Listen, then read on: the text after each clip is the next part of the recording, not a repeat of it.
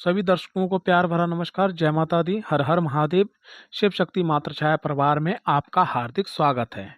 आज का जो वीडियो है खास करके उन दंपतियों के लिए है, उन ग्रस्त लोगों के लिए है कि जिन लोगों की शादी हो गई है लेकिन बच्चा जो है नहीं हो पा रहा, बच्चा कंसीव नहीं हो पा रहा, ठीक है। बेबी को लेके, संतान को लेके दिक्कत परेशानी हो रही है, ठीक है। और आईवीएफ का फार्मूला भी उनका सेट नहीं बैठ पा रहा है, जो आज की डेट में एक ट्रेंडिंग चली हुई है। तो आज मैं आपको अपने अनुभव का और गुरुजनों के माध्यम से प्राप्त हुआ एक अनोखा फार्मूला आपको बताऊंगा।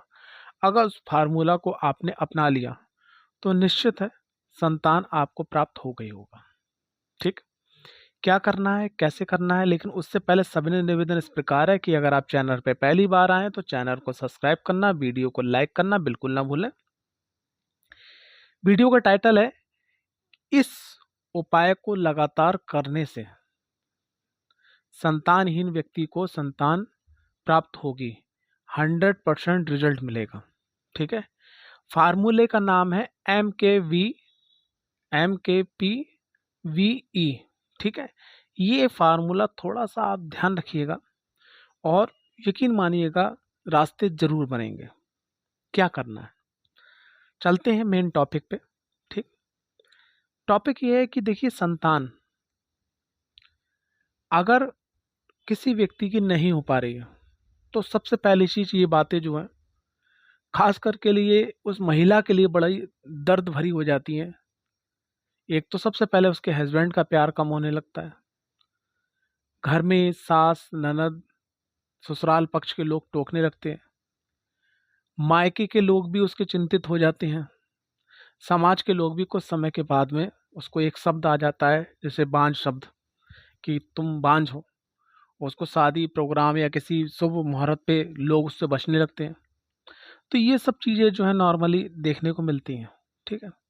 और औरत का, यानी मैं स्त्री की बात कहूँगा, अगर स्त्री का अगर देखा जाए तो पूरे ब्रह्मांड में सबसे बड़ा सुख यही है, मातृत्व सुख, यानी माँ बनना।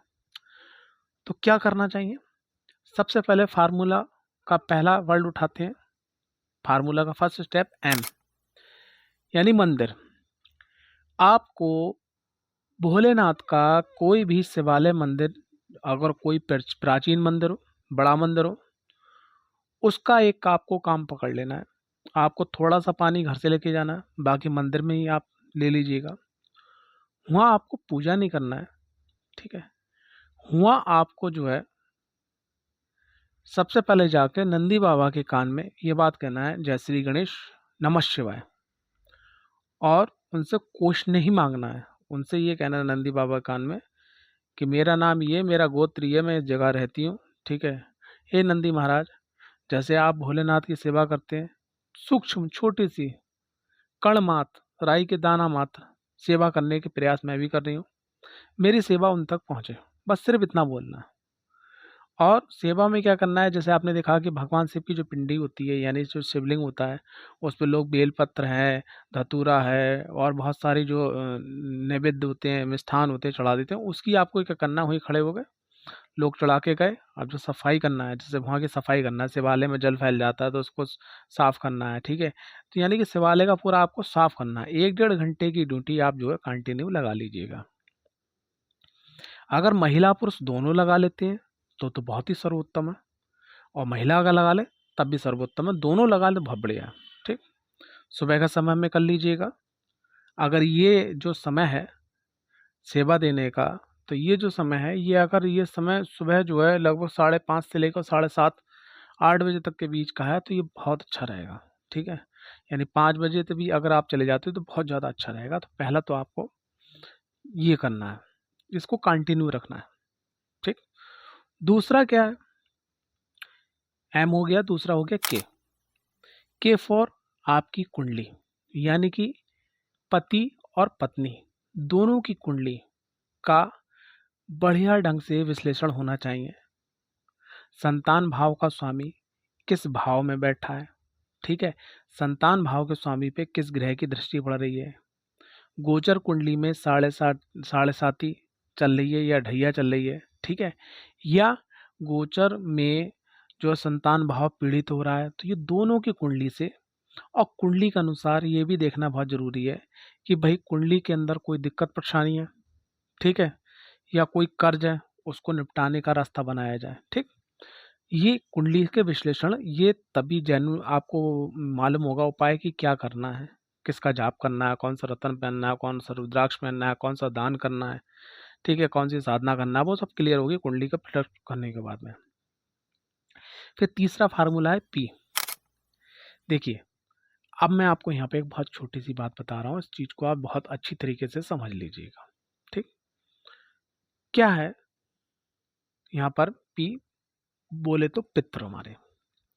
कभी कभी क्या होता है कि हमारे जो बुजुर्ग लोग होते हैं, उनने कोई मनौती मांगी, मन्नत मांगी किसी देवी देवता से, या उनने कोई ऐसा चीज के लिए कहा और वो पूरी हो गई, लेकिन वो समय रहते हुए नहीं कर पाए और वो स्वर्ग सिधार गए। तो ऐसे में क्या होता है, ऐसे में ये चीज होती है कि जब वो स्वर्ग सिधार जाते हैं तो वो जो कर्ज है वो हमारे ऊपर आ गया। ठीक है, परिवार के अंदर जब परिवार खानदान बहुत बड़ा होता है, परिवार कुर्मे के अंदर अगर कोई महिला प्रेग्नेंट हुई, ठीक है, और उसका गर्भपात हो गया या उसने गर्भपात की दवा खा ली या एबॉर्शन करवा लिया, तो जो एक जीवात्मा जिसको बोल सकते हैं, एक प्राण ऊर्जा उस मांस के टुकड़े में आई, ठीक है, लेकिन उसको आपने हटा दिया, तो वहां से पितृदोष लग जाता है। या परिवार के अंदर जैसे अक्सर होता है कि जब कोई परिवार के अंदर, भगवान ना करे किसी के हो, लेकिन ये तो सत्य है कि अगर जब खत्म होता है तो जो उसके रीति रिवाज होते हैं, ठीक है, जो अंत्येष्टि की क्रिया होती हैं, 10वां 13वीं की क्रिया होती हैं, ठीक है, जो भी वो 47 दिन के अंदर बीच में जो भी क्रियाएं होती हैं, जब वो क्रिया ढंग से या गलत तरीके से या पूर्ण अच्छे तरीके से नहीं हो पाती है, तो ऐसे में भी आत्मा असंतुष्ट हो जाती है, उसके रास्ते आगे के नहीं खुल पाते हैं, वो घर से जुड़ जाती है, तब भी पितृदोष लगने के पूरे पूरे चांसेस हो जाते हैं। परिवार के अंदर कोई व्यक्ति है जिसने पीपल का पेड़ काटा है, ठीक है, तब भी पितृदोष होने के चांसेस हो जाते हैं। ठीक है, तो आप अगर जो मैंने पॉइंट आपको मुख्य मुख्य बताए हैं, अगर इसमें से अगर कोई भी पॉइंट मैच नहीं हो रहा, तब भी आप जो है पितरों का तर्पण जरूर करवाएं। पितरों का तर्पण करवाएं, 12 ज्योतिर्लिंग है, गायत्री शक्तिपीठ है, ठीक है, आप वहाँ जाके विधिवत तरीके से तर्पण करवाएं। यानी कि सबसे पहले आप मंदिर जाना स्टार्ट करें, दूसरे नंबर पे आप अपनी कुंडली दिखवाएं, तीसरे नंबर पे P4 आपका पितरों का तर्पण करें। अब आ जाते हैं आपके चौथे टॉपिक यानी बी, MKVPA। तो बी पे आ रहे हैं बी फॉर वास्तु। यानी कि अक्सर मैंने देखा है कि जब एक क्या बोलते हैं, मैं यहाँ पे कहना चाहूँगा कि जब स्त्री और पुरुष, अक्सर मैंने देखा है कि जो नॉर्थ वेस्ट की दिशा है, स्क्रीन पे आप देखना, यानी कि जो नॉर्थ से लेके नॉर्थ वेस्ट की दिशा है, जिसको बाह्य कोण बोलते हैं, अगर यहाँ पर पति और पत्नी रहते हैं तो संतान प्राप्ति होने में जो है बहुत ज़्यादा परेशानी होती है। ठीक, दूसरे नंबर पे क्या है, साउथ वेस्ट, ये पितरों का स्थान माना जाता है।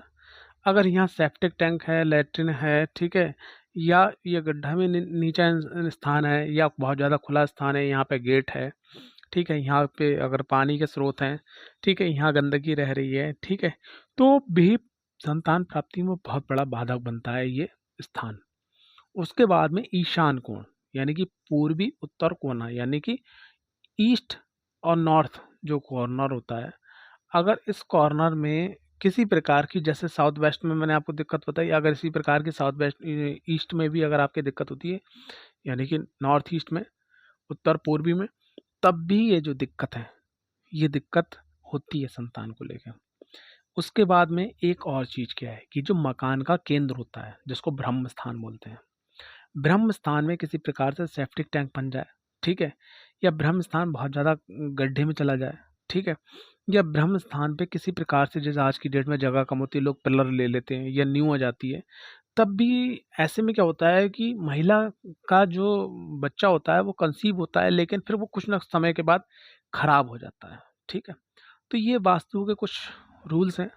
ठीक है, यहाँ पर और एक और चीज़ क्या है अगर आपका मकान है, मकान के जस्ट चपेट में जैसे कोई हॉस्पिटल है, कोई श्मशान भूमि है, इवन कोई मंदिर की भी दीवार आपके घर से जुड़ी हुई है, ठीक है, या आपके आसपास जो है पीपल का पेड़ है या कोई बड़ा पेड़ है जिसकी छाया 11 बजे से लेके और 3 बजे के बीच में भी अगर आपके मकान पर पड़ रही है, अगर 11 से पहले पड़ रही है कोई दिक्कत नहीं, 3 बजे के बाद पड़ रही है तो कोई दिक्कत नहीं, लेकिन 11 से लेके और 3 बजे के बीच में पड़ रही है तब भी संतान में ये एक बहुत बड़ा वास्तु दोष जो है उत्पन्न होता है। उसके बाद में फिर बात करते हैं आपके क्या बोलते हैं ई, last topic, E for energy. अब ये देखना बहुत आवश्यक है कि भाई हम मंदिर भी जाते हैं, भाई हमारी कुंडली भी बिल्कुल सही है, पितरों का तर्पण भी करवाया, घर का वास्तु भी अच्छा है। फिर उसका लास्ट टॉपिक आ जाता है कि जैसे आज की डेट में अभी आपने देखा कि कुछ समय पहले कोरोना काल के अंदर बहुत सारे लोग खत्म हुए, बहुत सारे लोगों की अंत्येष्टि नहीं हो पाई ढंग से, बहुत सारे लोगों को मतलब जो एक गतिविधि होती है अंतिम समय में वो नहीं हो पाई, तो बहुत सारे भूत प्रेत बन के घूम रहे हैं, ठीक है, ईविल एक्टिविटी, ठीक है, या कोई नकारात्मक ऊर्जा, या कोई आपसे व्यक्ति है जो जेलसी है, ठीक है, उसने आपका कोख का बंधन कर दिया है या आपके घर में कोई ऐसी नेगेटिव एंटिटी भेज दी है, ठीक है, तो अगर आप नेगेटिव एनर्जी के चपेट में आ गए तब भी क्या है, सब कुछ अच्छा होते हुए भी आप संतान को प्राप्त नहीं कर पाते हैं।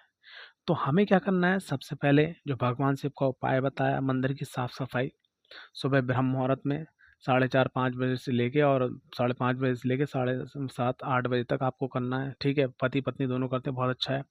दूसरा टॉपिक क्या है कि के फॉर कुंडली विश्लेषण आपको करवाना है, पी फॉर पितरों का तर्पण करवाना है, बी फॉर वास्तु को बैलेंस करना है, ई फॉर आपको ये चेक करवाना है कि आपके संग कौन सी एनर्जी है, ठीक है।